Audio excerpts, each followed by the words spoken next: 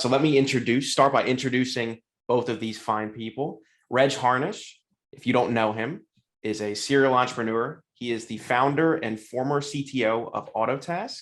He is a board member and advisor, nationally recognized speaker, and the founder of Greycastle Security, and also the CEO of Orbital Fire. That was a mouthful. You've been doing a lot, Reg. You've been busy, I guess. Sounds like my mom wrote that. Yeah. And then we're also joined with Wes Spencer. He is a cybersecurity expert, nationally recognized speaker, and the former co-founder of Phin Security. And all of you, I would be very surprised if you haven't seen him on YouTube, at a conference, in somebody else's swag, doing something for them. He is everywhere. So that's Wes Spencer. Thanks for having me. Yeah, no, thanks for being here. And I am Connor, the CEO of Phin Security. We do security awareness training and phishing simulation just for MSPs. But today, our topic is about building better relationships through better security awareness programs.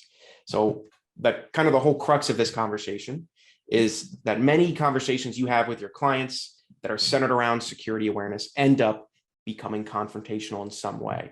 I mean, I'm sure all of you have handed the report to some of your clients, and there are some people in that reports that are falling for phishing, not doing their training, and then somebody finds a stick somewhere in the room and starts to suggest beating users over the head to end up getting them to participate in the training and not get phishing done. It become a confrontational and an awkward conversation. So we're going to talk today essentially, where do security awareness programs fall short in regards to managing human vulnerability and what we can do about it. So the first question I would love to ask Reg that we're going to talk about today: what is the current state of security awareness? I feel like we're squarely in the middle of second generation processes and tools. If you had spent any time doing this a decade ago, it did look different. I mean, it was far more primitive. I think there was a lighter focus on content.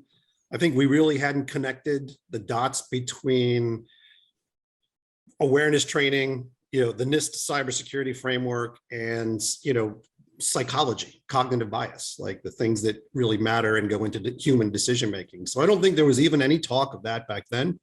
And there is now. I wouldn't suggest that we're doing it well, but I feel like we're right in the middle of a second generation where tools are thinking about how do we automate this process and eliminate waste from the mechanics, and how do we measure general outcomes even if they're not based on human behaviors necessarily.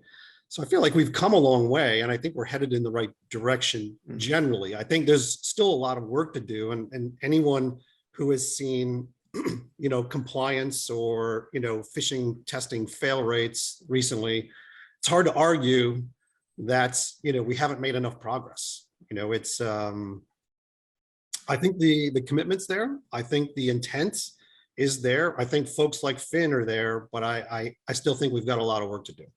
Yeah, I tend to agree with that. It's amazing. Like we have new regulations that are on the cusp of coming out. MSPs are mentioned for the first time. We have new attack tactics that we've never seen before. For example, threat actors going after MSPs for what I always called buffalo jump attacks, where they're leveraging you to get to your RMM to deploy ransomware everywhere. We're seeing cyber insurance changes significantly. And yet, what's crazy? Phishing and human going after exploiting the human is still the most significant thing that we see across the board. And I know we'll talk about that more, but it's amazing that we've gone. I remember when phishing, testing and training, when I first heard about it, getting close to 20 years ago, Connor. It's crazy to me. We should test our users on a phish. That's brilliant. And here we are still doing it, because that is one of the key pieces that still has never changed in our industry. And it's shocking to me. Yeah, it kind of goes to say, if our goal is to prevent social engineering, which phishing is a piece of social engineering, we should be accurately measuring people against potential real world vulnerabilities, real world scenarios that they'll be a part of. That's why tabletop exercises exist. That's why any form of prevention actually takes into account what's going on today. So I also definitely see that missing from the industry as well, from what's going on right now. Yeah, and I'd argue that today's show has done more for awareness than Mm. the cybersecurity industry. Not necessarily, so not skills or knowledge around, what folks should be looking out for, but just in a sense of sort of general heightened alertness and awareness of the kinds of things that are going on, because CNN and the Today Show do a much better job of manipulating emotion than the cybersecurity industry does. And so, of course, that's at the root of all decision making, right? And behavioral change. So these mass media outlets, while it may be mostly hype and hysteria, I feel like it probably moved the needle more than anything we've done as security professionals. Makes a lot of sense. This is a personal question I have had that I have seen many times is 91% of breaches involve a human. Now that's been paraphrased in many different ways in different reports. And I don't know if maybe Reg is already thinking of his response here based on that, but I've seen the 91% of breaches start with a phishing email. I've seen that exact quote. I actually pulled it from a report that I was reading. So my question to you two, what's your thought on that? Is that accurate? Is it disingenuous? What does it mean? Is it even valuable for us to be discussing? I think all of the above, honestly, but it's like measuring the cosmos. Like we just don't have good data. Any statistic in cybersecurity is at best a consideration, and at worst just complete filth or junk. And this is no different. Honestly, I get, pardon the French, but I get douche chills when I hear that human beings are the weakest link in cybersecurity. Now, I'll clarify that because, by the time a phishing email reaches someone's inbox, a whole bunch of technology has already failed. Yeah. So let's just make sure we understand that. But where I might recant some of this is that it was a human being that wrote sloppy code on the website. It was a human being that misconfigured a firewall. It was a human being that didn't patch, email, gateway. It could be a lot of things. So I generally agree that human beings are, all risks come down to human beings. And it doesn't matter if it's someone clicking a link or writing, buggy code. In the system, though, that we see and what's most visible, I would argue they're no more prevalent, no more vulnerable, and no more subjected to these things than any piece of technology that's in that chain. But again, going back to statistics, I don't trust any of them. If you look at all of them and just consider them all data points, you generally have a sense that a lot of these issues end, right? So patient zero becomes a human being, but we forget all the stuff that happened before. But the statistics are really problematic in this industry because we just have, certainly there are, sketchy contributors to statistics. But I just think as an industry, we don't have enough really good information to even draw these conclusions from. That makes sense. Yeah, I have some thoughts on that too. I agree. I think it's less about is it 91% or 86% or 92.5? Like, who cares? We know that the human element is the significant piece of this. And we're not talking about just phishing. We're talking about the natural weakness that we have as humans to trust one another, to believe one another, to do what we're told to do, and even the human weakness and elements of laziness, of like not doing the good security hygiene things that we know we should be doing. Like the IT people are as guilty as the non-IT people over this. I was looking at some of the last breaches of 2021 that were significant. For example, take Colonial Pipeline, right? Was it a phishing attack? No. But I would argue that it was a significant human weakness that occurred because it wasn't just reused credentials. It was a VPN server that was not properly decommissioned. Like that's basic stuff. You look at the Kaseya attacks. You look at some of the things that happened inside of that with the known vulnerabilities that weren't fully, correctly, speedily addressed. You look at the SolarWinds stuff. What is it? SolarWinds 123 was the password. So like we have a lot of this stuff that's involved that I think you can argue that people definitely are a significant piece to this. But the nuance comes in with this, and I know we're going to talk about this, is, okay, but how do we solve it? What we don't do is go berate everyone over this, because that's not going to fix anything, right? Like no one wants the dad that's constantly not good enough. You better, son. You got to kick the ball harder. You got to throw further. No one wants that. So how do we be the encouraging dad that actually gets changes done, but also, I hate to use the word discipline because that's not the right word, but like steers our company in the right direction? Like that's what we need. And it's so important to like establish that culture. Otherwise, we're going to fail on either end of that spectrum. Yeah, it's we need coaching way more than we need discipline, for sure. And Matt says, saying, yeah, go ahead. Instill fundamentals. Absolutely. I remember, Reg, when we first met almost 2 years ago now, that was one of the things we immediately agreed on, was there are a lot of people that don't have these fundamentals, but then it feels like those people that don't have those fundamentals are unfairly scapegoated. To kind of paraphrase what Wes said, it's everybody that's a part of this, not only problem we all need to be working towards solving. It's not just the people that the IT industry might view as less technically capable or less technically savvy. Right. And the fundamentals come in two different categories. One is skills. And I would argue that most people actually have the skills to do their job better or well enough, whether it's detecting a phishing link or, again, writing secure code. What they don't really have, and where we have fallen down as an industry and as well coaches or leadership decision makers, is the incentive. Most people that get a phishing email that fall for it, it's not because they didn't have the skills. It's because they didn't take the 3 seconds to look at the sender's email address, hover over a link, etc. And whose problem is that? Like, whose fault is that? Or maybe whose fault isn't important, but who's going to fix that? How do we create the momentum and the incentive so that people actually apply the skills that they probably already have? Yeah. We have a saying here at Phin. It's if nobody owns a certain thing in our business, whether that's the quality of the product or relationships with customers, just inevitably that ends up being degraded, right? If nobody's directly responsible for it, if nobody is personally held to a certain standard, then it falls by the wayside. I think we're having somewhat of the same problem here, as it's nobody's direct responsibility to make sure humans are not vulnerable and are continuing to have these fundamentals and take those 3 seconds. And then even when somebody does step up, say, okay, it's like, this is my torch, I'm going to bear it. It ends up being in this, to talk about disciplinary, like almost like a weird, your dad's coming into, oh, you shouldn't have done that. And then they beat them over the head with a stick and punish them for something that might not end up being their fault. You know what's so good about fundamentals too, is it does 2 things for the organization.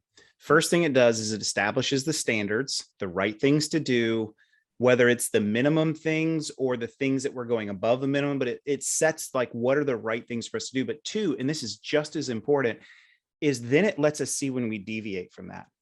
And that's the problem that we often have, is when we don't set fundamentals and we don't establish standards, we can never see when we deviate from those standards.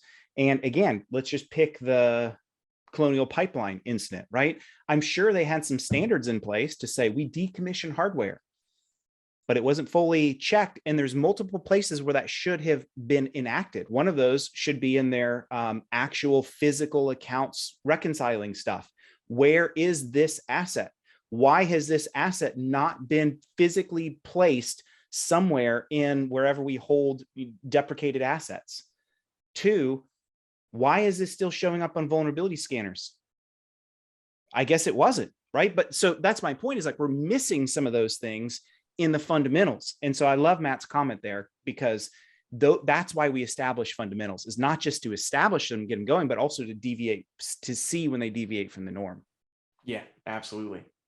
This leads right into kind of the topic for this webinar, which was creating better relationships. So it seems like this kind of training, creating a security awareness program, can be adversarial from an MSP to a client. Why would Reg and why would you, Wes, think that it tends to be adversarial as of today? Well, I don't think anyone likes being told that they're not doing well. Everyone wants the gold star. And so if you point out someone's flaws, naturally they're going to or possibly become defensive and rationalize and look for lots of squiggly ways out of the problem. And I think a lot of that has to do with the way we message, the way we communicate performance statistics or risks to our customers. And it tends to be very binary, at least in my experience in the technology realm, and probably the cybersecurity realm as well. It tends to be very binary, meaning you have a problem or you don't. And that is not how human beings work. They are not firewalls. Another thing that sort of just sends chills up my spine when I hear this term human firewalls, like they could not be more exactly opposite. So I think we got to figure out how to wander into that gray area. And we still have, part of the problem, in my opinion, is we still have technology nerds trying to do psychology stuff. And that's not a good combination. We're just not good at it. So I think the closer we can get to communicate, moving to where your audience is, so communicating to people in terms and in ways that incent them and create value at the same time. I think that's really maybe like generation 2B. I think we got to get closer to that because it's very difficult. Actually, my conversations with customers generally don't end up adversarial. They maybe even worse, they end up inconsequential. Like, okay, we have a 5% phishing fail rate for the month. Okay, next. Like it doesn't incent them. It doesn't move them to act. It doesn't. And again, I think, we're as guilty as anyone with, our messaging. We're all in a hurry, and we've got 30 minutes for this meeting and we're going to get through this. And so, but I think we just got to do a better job of recognizing that we're not talking to firewalls. We're talking to human beings, and it's completely organic, and they have their own biases, and they're having a bad Monday, or they've got tomorrow off, or they hate their boss. It could be a lot of different things, but I think we have to do a better job of moving to our audiences when we're communicating these things. Otherwise, it cannot end up adversarial or inconsequential. Would you put that inconsequential and adversarial kind of in the same group as this is the exact opposite of what we would like to do? Absolutely. Yeah, for sure.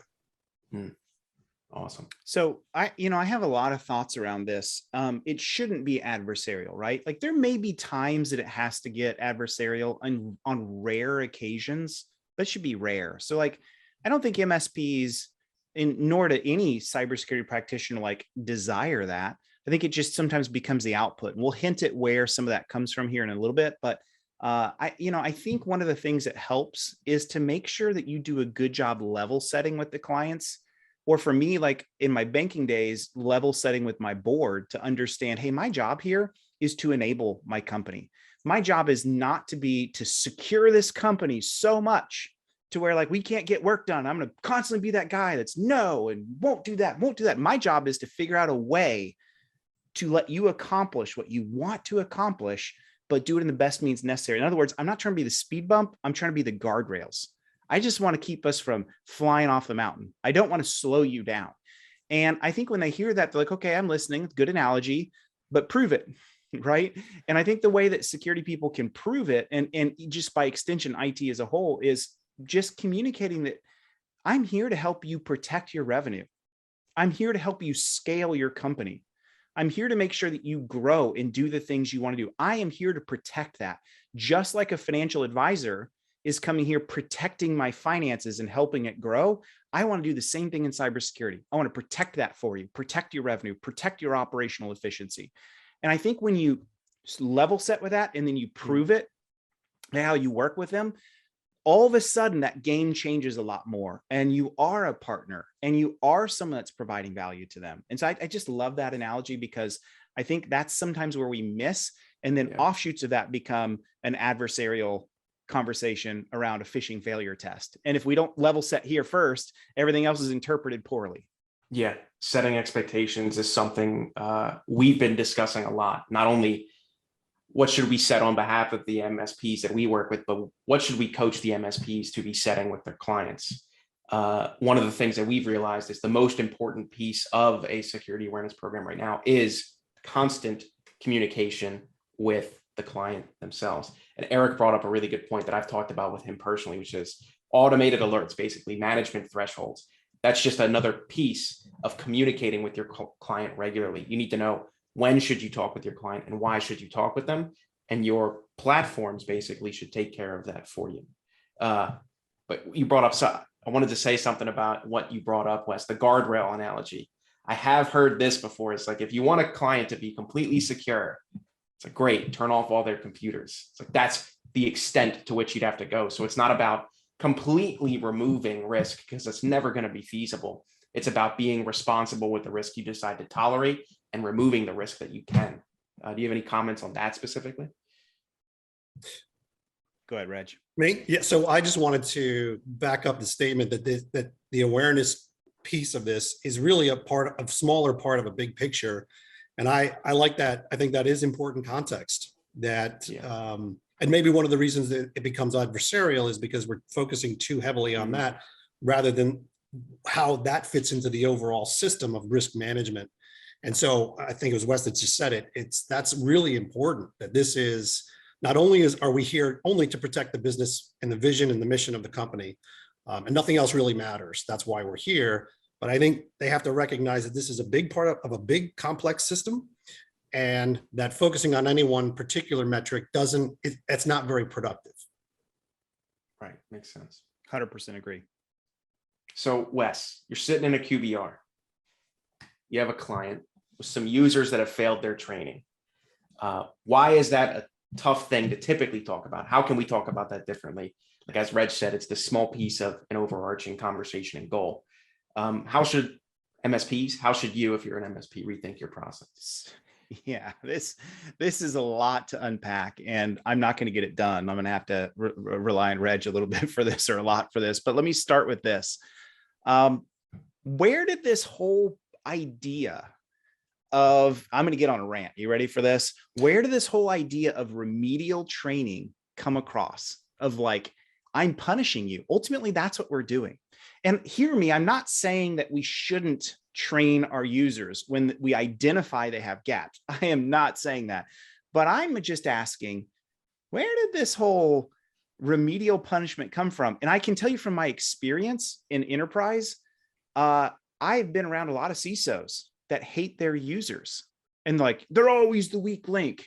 And when they fail, I've got board authority. They're going to go through an hour training. And if they fail 3 times, they're going to go through like a whole day's training. If they go 4 times, they're losing their bonus, or they're fired. And I'm like, wow, who wants to work at an organization like that? Does it really actually measurably change when you threaten them? And I remember thinking this, Connor, I was like, this just doesn't seem right. And I was like, I'm going to try something. So I had a user fail a phishing test. Called her up at the end of the day. I waited till the day was pretty much over. It's a bank, so we close at 4. So I called her up around like 3:40, something like that. And I'm like, hey, it's Wes. How's it going? She's like, good. I know why you're calling me. I'm like, yeah. I said, I saw a phishing failure test. You clicked on it, I think. She's like, yes. I said, hey, no big deal. I'm like, you knew it, and that's why I'm calling you. She's like, I'm just sorry about that. She's like, I was busy in my day. I just got done with a client. I had another client butted up 10 minutes after. I was just trying to get through my email, and I clicked it and I opened it and I put in my credentials. And I'm like, yeah, you sure did. I said, but wow. I'm like, I'm so glad we're having the conversation. She's like, I am too. And she's like, I'm never going to do that again. You watch me. And I said, hey, as proof, if you ever have a question over any email, you email my staff, or you call them, whatever, and we will never berate you. Never. I don't care how many false positives you send us. And she's like, thank you so much. And I saw her again at like what holiday meeting kind of thing. She's like, I have never been around an IT person that didn't just want to chew me out for it. And she goes, and I've been vigilant ever since. And I'm like, I moved the needle. That's so much better than any 1-hour boring phishing remedial training could ever get. I'm not saying don't train. I'm just saying there's got to be a better way. Definitely. Every employee that I've ever had the opportunity to talk with of any of our MSP clients has all essentially told me the same story, which is they fail an assessment that they feel was unfairly given to them. And then they get the same video that they saw the last month when they failed the phishing assessment then, which is the same video as the failed phishing assessment that they got for the previous month after that. And it's kind of this recycled crap, so to speak, that isn't changing this user's behavior. Because as you said, you got on the call, you talked with her, and what happened? Something very human. I got very busy. I had so much work to do. I'll never do it again. And your human touch, the interaction that you had with her is exactly what she needed, not necessarily a video where she feels like she's getting beat over the head with a stick and then an angry call from an IT guy that she's probably never met that says, "You idiot, look at what you did." That's not helpful to anyone. Yeah, one of the metrics that is missing, and it's really prevalent in education, is what's the pass rate of the teacher? So what's the quality of the instruction? How well did they convey information? How well did they assess where there were still weaknesses in knowledge or whatever and address that? We don't see any of that. It's always pushed back down to dumb users, which is really counterproductive because it's, we're just not there yet. So I think that self-assessment metric is really important, but I also, want to remind people that the tool itself and the act of phishing testing, or even the awareness training component, is just one part of more what I think of as sort of cultural development, which is it requires human interaction. I think, the example Wes gave, it had nothing to do probably with, or less to do with what Wes said than the fact that he was there and she was able to connect with a human being who understood her problem, saw her situation, and gave her a way out, and it gave her a way to continue to improve and, be part of the solution. People don't like being, identified as part of the problem. They want the gold stars. That's innately born in us. Like, achieving is something that brings us happiness. That's like deeply rooted in our DNA. And so when you give them the ability to succeed, even where they failed, that's really important. But a lot of that comes from human interaction and connection and emotions and stuff that we don't see anywhere near the awareness training industry today. Yep, absolutely. To talk on Matt's point, I've also seen a really mean version of exactly what you just described, where fake bonuses end up getting leaked from the finance department. And of course, it's like, if you're an employee, it's like, oh, I got a bonuses. Let me see what that is. Let me see what's going on with my other employees. And then you get phished and you're like, wait a second. It's like these are the people that are supposed to be protecting me, and they're doing this. Just definitely takes the wrong perspective on what should be a supportive environment, not a adversarial environment. I want to offer a comment on this, the Sherpa concept, which I love. And I've heard many times before, but I never really, until just a few moments ago, really sort of got one of the subtleties, which is not that we've been there many times and we're here to help you and carry some of the load, but we're going with you. Yeah. Like, we're part of your team. We're in this together. Like, you don't see a lot of that. And I think that might be the most important part of that Sherpa concept, which is we're right here. We're going to hold hands through this whole thing, and we're going to figure out how to get to the top. We're going to summit this thing. It's going to be a lot of work. We're going to help you where we can. We're going to do, and there's some important things that go with that, but we're going with you. I mean, that's giving me goosebumps. I like that is like a hugely important part of this. And I think going into the conversation or the process, the automated campaigns, whatever you're doing, that mindset's going to be really important. Is we're going there with them. This is where we're being assessed. If the Sherpa doesn't make it, guess who else doesn't make it? So I think that's a brilliant North Star for us right now. Is we got to go there with our customers. We got to summit with them. Yeah. I see some potential messaging changes on the Orbital Fire website coming soon. So, I have some thoughts around this. Like, I have young kids, right? And my oldest is about to be 13 here in a few days. And, one of the things I know is when he fails at something, it doesn't matter what it is. It wasn't successful for him. The last thing he needs is me as a dad to come in and tell him where he was wrong, and tell him how to do it better, tell him why he failed. He knows why he failed, right? So all I need to do is just be there as that listening ear and let him talk about it. And he's always going to get it, right? He's going to figure out why he failed. So it's my job to sort of support that. And depending on the failure, like, even celebrate the failure, because it's a lesson learned. Like, let's go fail again. Maybe not that, but like, hey, what did we learn from that? I'm here with you. I'm doing the same thing you are, and I love that approach. Right. And I think I remember I was at a conference, and I won't say the bank, but it's a big, massive bank, and they're green colored. I'll just say that there's a few green colored banks. There's a few. Yeah. They're all over this bank. They're all over. And I was with the CISO of that bank and one other CISO of another bank. And we were at like an ISA conference, and he looked at me and he goes, "Do you really fish train your users?" And I'm like, "Yeah, of course.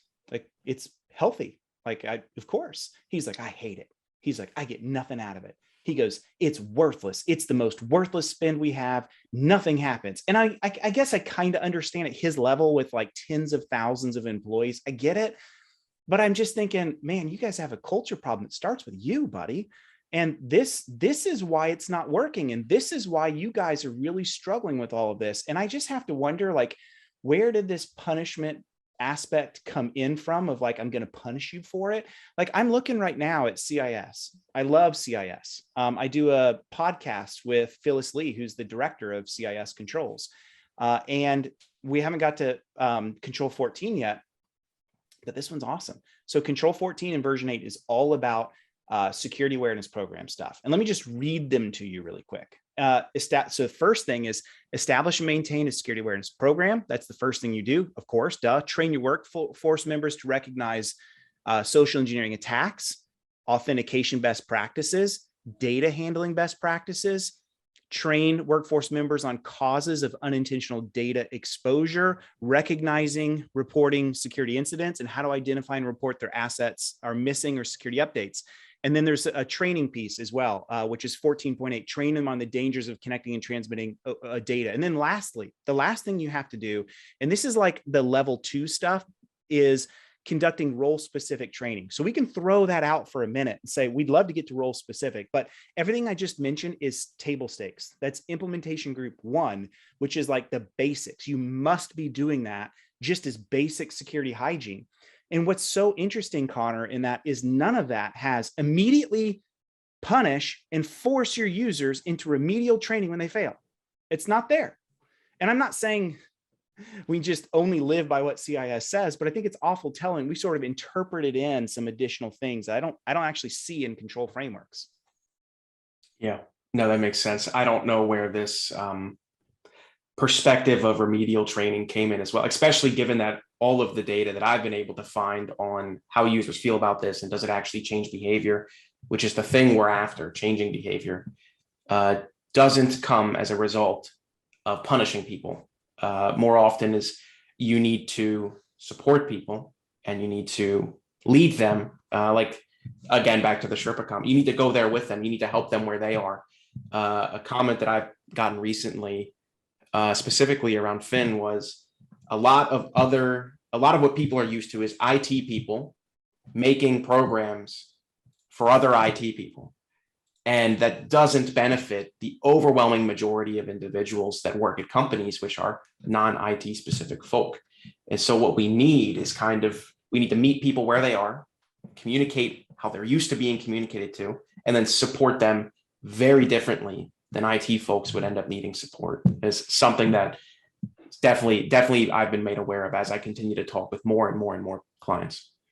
When all you have is a hammer, everything looks like a nail. For sure. And we kind of grew up in and graduated from a system where everything got treated in a homogeneous way, very mechanical and very binary. Yeah. So of course, like that's your natural reaction coming from that standpoint. That's how we fix this problem, but it doesn't work because human beings are none of those things. None of them. They're not consistent. They're not mechanical. They're not binary. And they don't respond to the systems that we grew up with and the way we have thought about fixing things, which is you just do it again. You do more of it. You do it again. And so I think we need to bring a different mindset to this problem.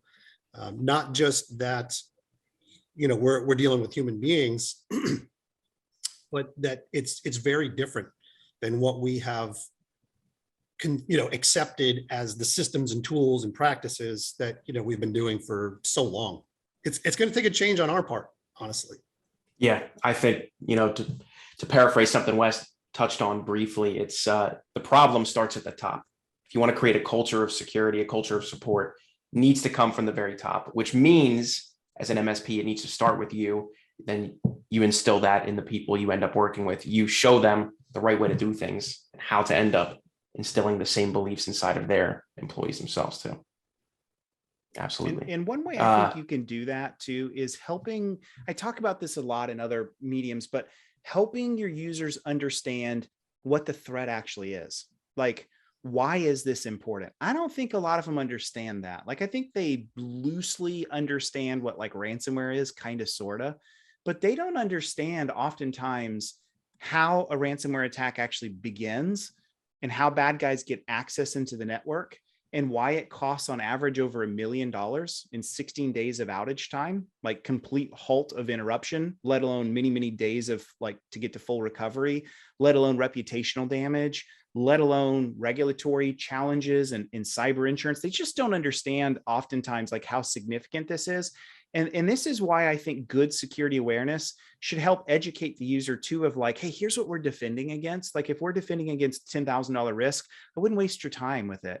But because this can actually shut the business down, like this is something that's so important for all of us. And it's something that keeps me up at night. And I just want to share with you, make sure you understand, why this is such a big deal for the company. Would love for you to ask us any questions and we'd love to get some input from you. Like, I think when you approach it like that and then you explain this, you'll hear back from users like, I had no idea. I had no idea. Okay, that makes sense. Now I get it.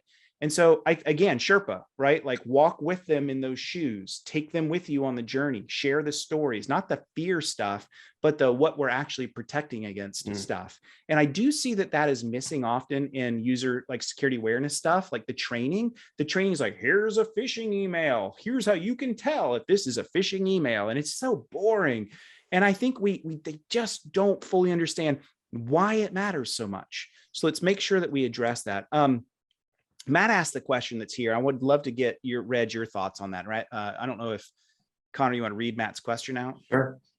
He said, do you guys think, as Reg alluded to, that the media may contribute to the problem? However, because many breaches reported emphasize the phish or email attachment vector of the attack, hence C-level may be inclined to think the problem is my users.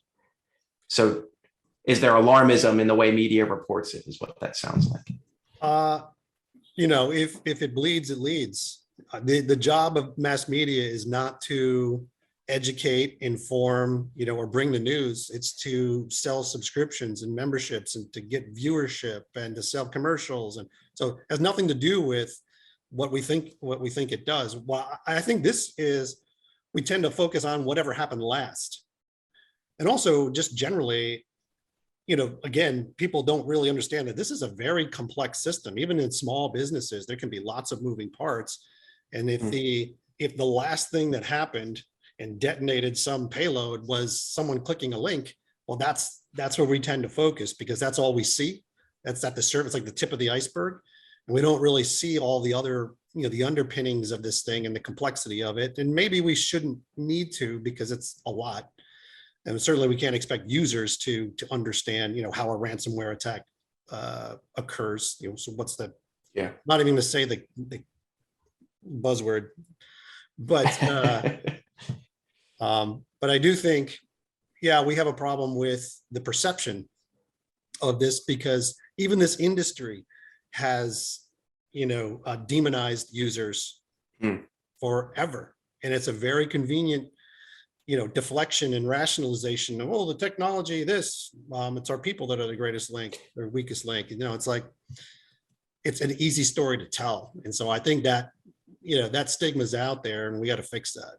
Yeah, absolutely. I really liked, if you looked at the Verizon's data breach and investigation report, they broke down, we talked a little bit about the 91% of breaches occur as a result of a phishing email, but Verizon's report actually broke down, okay, at which pieces or which stages of a breach were humans actually involved? They didn't use the word responsible, but involved. It's like, okay, there's when they get in initially, then there's expansion, and then there's cataloging. What are the resources they have access to? And then there's actually stealing that, and then there's exfiltrating that back out.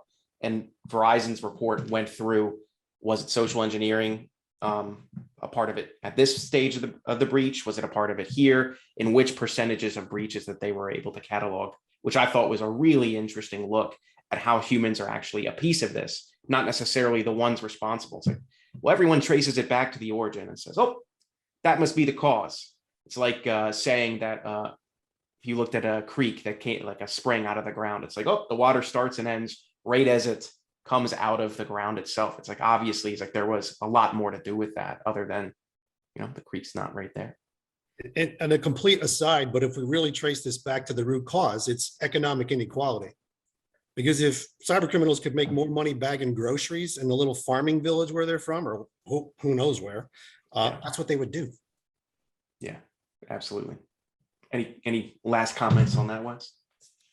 This is a bit different, but Reg's comments really made me think of this. I tend to be I almost view, especially when I was at the bank, and that's why I keep going back to is, this is a little bit the case at Perch Security, but we're almost all security people there. So it's a little bit different, but especially at the bank, I learned this like very paternal, like mother hen, maybe maternal, like keep my users under my wing. I'm here to protect them and I'm here to like care for them. And I deeply care about, their safety in terms of like the cyber side of the house, because I had a lot of ownership of that. And I remember this story.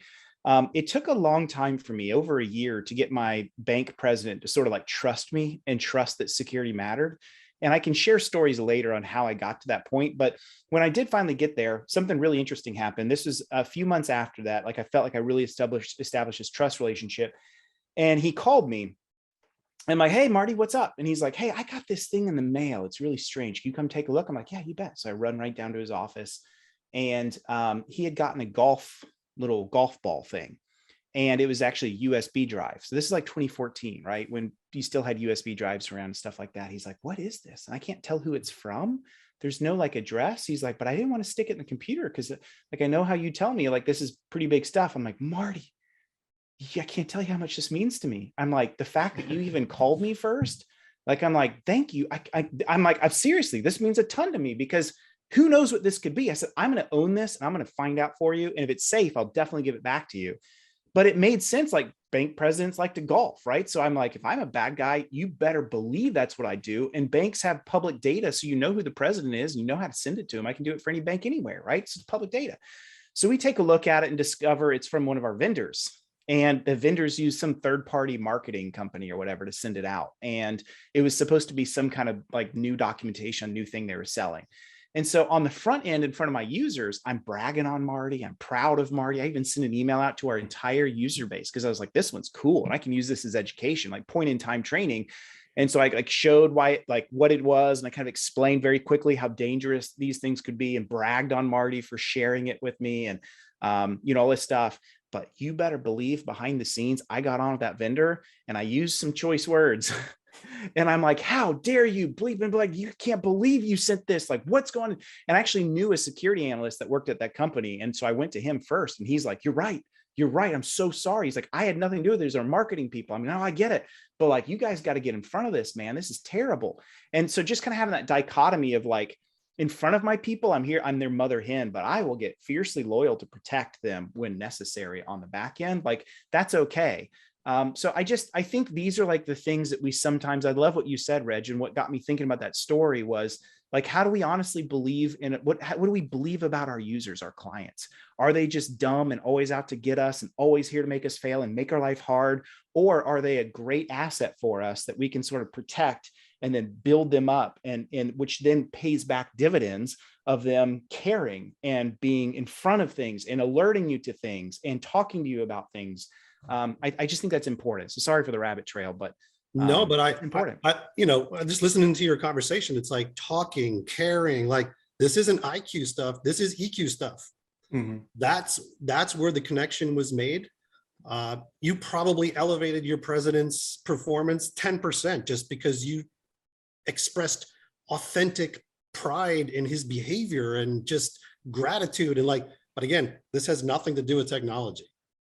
And so where I think, and why I'm excited about human vulnerability management is I think we have a huge opportunity here to, in our next generation of tools, is to really start to integrate some of this EQ element to it, and empathy and connection and the Sherpa, the sort of the cooperation aspects of this, not just the tool, because I feel like we're still, even where we introduce, and maybe it's just a buzzword, AI, machine learning into these tools that can help, eliminate waste and automate and do all that great stuff, which we really, really need. I think that frees us up to do the human-based stuff, which is absolutely critically important if we're going to be successful. Like, we need to empathize with our users. And I think that's what you did. And I think that's why you were, at least partially, that's why you were successful, is your users and your president felt like they were heard and understood. And like you went to them, like it was like a connection. And I think that's just absolutely huge. And I feel like, I spend too much time on this maybe, but it's going to be really important. If we're going to get there, we're going to truly consistently change user behaviors by incenting people to make different decisions. You're going to have to get in here and in here, like the computer has nothing to do with it. Yeah, until Elon's Neuralink successfully works and every human will have to care for each other, because we're not going to know what everyone thinks all the time. Now, I do want to say this though, and Connor, I'm going to brag on you for a minute. So one thing I love about Phin, when you first talked to me like close to 2 years ago, and you were showing me like one of the things you guys do when a user fails a phishing email or a test, I'm like, I love this, Connor. Like, what was really cool about it is, like when you get started with a new SaaS app and it gives you like the hover overs of like 3 or 4 steps. And I'm like, okay, cool. Now I know enough to get going. Get out of my way. Let me get back to business. Yeah. Right. I like those things because it teaches me the critical things in 30 seconds. You got 30 seconds. Give me the point pop-ups and get out of my way. And Phin actually does that. And I love that, because that to me is a huge boon to know when the user failed. I do have probably 30 seconds of their time that I can slip into their stream of consciousness and get them to technically understand what they missed without berating them. And I get to still mark it off as that user, we've done some remedial training. If your policy says you have to do it, that counts. I'm telling you, it counts. But I love that approach, right? It's sort of, it matches what you said, Reg, that EQ approach of like, I'm not going to punish you with an hour. How about 30 seconds? Yeah. No, you're absolutely right. When we were building that, our thought was, let's take this idea. I didn't know it was, I didn't have the Sherpa analogy at the time, but it was, how do we take this idea of a human needs to talk to a human? There needs to be some actual individual intervention in order to get somebody to understand the importance of what occurred and how to end up moving forward productively. It was, let's be a personal trainer, whereas modern programs are basically at-home workout videos. It's like, I don't like working out at all, let alone having to do it in front of a TV by myself in a basement somewhere. So it's like, all right, if I have to do that, I'm out. It's like, I've already checked out. I'm not doing that. And when I went and talked with employees about that experience, it was, let me know what I did immediately, tie it to exactly what occurred, and don't yell. It's like, don't punish me. Make it a informative process tied to exactly what I need personally. So that's when the light bulb went off for us. We're like, okay, let's take the individual as an individual, uncover their own vulnerability, and then make their learning directly applicable to exactly what they're individually vulnerable to. So yeah, thanks for that. So we talked today, 2 things. And folks, we have a few minutes left. If you have any questions that you're dying for us to answer, I would put them in the chat right now so we can get to them. But I have one question specifically. I'll let Reg have the honor of answering it first. We've talked about human vulnerability management, security awareness, a whole lot of other things that probably in people's minds are roughly equivalent. But how would you define human vulnerability management? Is it different from security awareness, and how so? I don't know if it's different. It might be sort of different species in some ways. So it's hard to compare them. But the way I think about human vulnerability management, there's a couple of really important concepts. One is that it's continuous, and a continuous assessment of individuals who have personalized strengths and weakness. So their let's call it remediation for lack of a better word, is also very personalized. But the goal, of course, is reducing your remediation effort to nothing. Yeah. Right. So that you're so specific, because you have so much information about the way someone makes decisions, that you can be very specific and essentially eliminate most of the training, most of the remediation, most of the stuff that we think about in terms of educating users today. I want to get that to the minimum level. I also want to tie that back to what I consider reasonable goals, which again, we don't have a lot of these heuristics as it relates to incidents and their impact and damages and financial impact, that kind of stuff. But I want to be smarter with human vulnerability management and tie it back to what's my tolerance? Like, what are my goals now? Because everyone's shooting for 0% phishing fail rate, and that ain't realistic. And really, below 10%, does it become infeasible, or is it, there's diminishing returns on all of the things that we do. So what's comfortable for us, and a system for coming up and helping customers define what's okay for them. And it's different for everyone. So minimizing training, continuous, personalized, but then integrated with cultural development. Because again, for me, getting that people aspect, I don't think we have computers or software that can do that today, not well. It can support, it can expedite, it can help us tune, particularly if we get better at statistics. But I think you're going to have to, this idea of completely automating your awareness program, I think is fundamentally flawed. Right.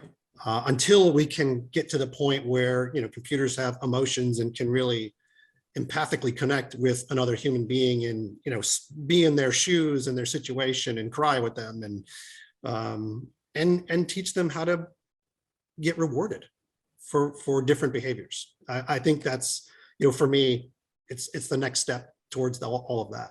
Yeah, it sounds like this going beyond what currently exists, which is a program, and creating a culture that then informs the program that changes the way people perceive and address threats. You mentioned something I would love to chat on, is humans continue to be vulnerable in different ways. That's a paraphrase of what you said. But to bring up kind of a point on that, when COVID first started, this is something I tell everybody, that 10% mark that you mentioned, it's absolutely not feasible to get to zero, because next 1 month from now, there's another breach in the news. There's another world event, another war going on that causes people to have an emotional reaction. We're humans. We have emotional reactions to things. And when that happens, so the vulnerability landscape for individuals changes completely. It's what they're going to end up having a reaction to completely changes, what they're going to ignore logic when they get an email from their boss that says XYZ or other different words, definitely changes. So I think it's this continual refinement that never really gets to zero, because, well, we're always going to be vulnerable in different ways, but we just need to accept that and work with each other empathetically moving forward. Yeah, an analogy here would be, there's been an obesity epidemic in this country, at least, for many decades, and we haven't made a whole lot of progress. We've seen some fads and stuff be successful, but where I think we are second generation is Weight Watchers. Systematic, prescribed, not very individualized, and where I think next generation is Noom, and we'll see how successful they are. But if you know anything about Noom, they're taking a completely different approach, which is, even though it's through a mobile device, and again, I've never used it, so I'm kind of speaking out of school here a little bit, but their approach is, how do I connect with my patient, so to speak, and help them along the way make different and better decisions, rather than where Weight Watchers is basically, you've got 1,600 calories a day. If you have that chicken, you're going to be penalized. Like, you can't eat for the rest of the week. So I think Weight Watchers was a good step in the right direction, but I think the concepts behind Noom are a good analogy and maybe an example for us. Sounds like coaching is definitely a piece of what needs to change, for sure. I'll have to do some thinking on how can we expand coaching to managed service providers or channel providers of whatever acronym they end up subscribing to do that across hundreds of clients at a time, because that's what's going to be needed, especially with small businesses. I know this is something you're super passionate about, Reg, is making cybersecurity accessible for small business. How can we make it feasible for a company like Orbital Fire to provide this level of coaching to potentially thousands and thousands of small businesses? It's definitely going to be a very large problem to solve moving forward. But I think we're definitely on the right track. We have 2 minutes left. Does anyone want to have a closing comment, or if Ray wants to ask a question not involving a social security number, I'd love to answer. The last thing I'll leave, and this will be 30 seconds or less, is I'm very plugged into the cyber insurance space of late. And I will tell you, one of the things you're gonna see happen in the cyber insurance space is required user awareness training, and even data being published back to them of evidence of training, and even looking at failure ratios and all that kind of stuff. Insurance have always been data nerds. Get ready for them to want to suck that data in terms of that for discounts, in terms of eligibility, all of this. So just get ready. It's coming. You heard it here first. But this is going to become a key component because they're tired of seeing this human weakness become a point in which they pay out. So just keep that in mind. I think the most important piece there is something Reg brought up at the very beginning. We don't have good data. I don't think anyone solved that. I don't think we know what the right data to collect or what the right understanding of measuring this is. So it'll be really interesting to see how all of the millions of smart people that are inevitably involved in the insurance industry attempt to solve that. Do you have any last closing remarks, Reg? Just thank you for having me here. This is definitely a topic that's important to me. I'm passionate about it and heavily invested in solving it. So thank you, appreciate it. And I appreciate the work that you guys are doing. And thanks for Wes for making my video look like crap. Wes does have an insane setup over there. Fortunately, the knowledge bombs have more than made up from it, right, Reg? You should do an MTV Cribs style review of your room one day, Wes. You might get a lot of YouTube views on that. Then you'd see all the mess behind me. Is it just out of frame? Dirty laundry. Yes. Hey, and in the last 30 seconds, phinsec.io, PHINSEC.io. Connor, I know you want to share it, but I wanted to. If you guys are curious what Phin is doing, they're awesome. Yeah. Phinsec.io. Yeah. Everyone on this call, Reg, thanks for being here. Wes, thanks for being here. Phin is super committed to solving this problem, not only moving forward, but ushering in a piece of cybersecurity that does not yet exist, which I'm calling human vulnerability management. And I can't take credit for that. Reg has helped me come up with that a lot. Reg has been awesome. Thanks everyone for watching. You could contact us. I actually don't have contact information for all of us. I'll send it an email follow-up, LinkedIn, email addresses if we want to give that out. And again, this recording is going to be sent to all of you as well. Once it's live on YouTube, you'll be able to watch it and leave a comment and heckle from afar from the safety of your own home. And we won't know who you are because it'll be anonymous. So thanks everyone for joining.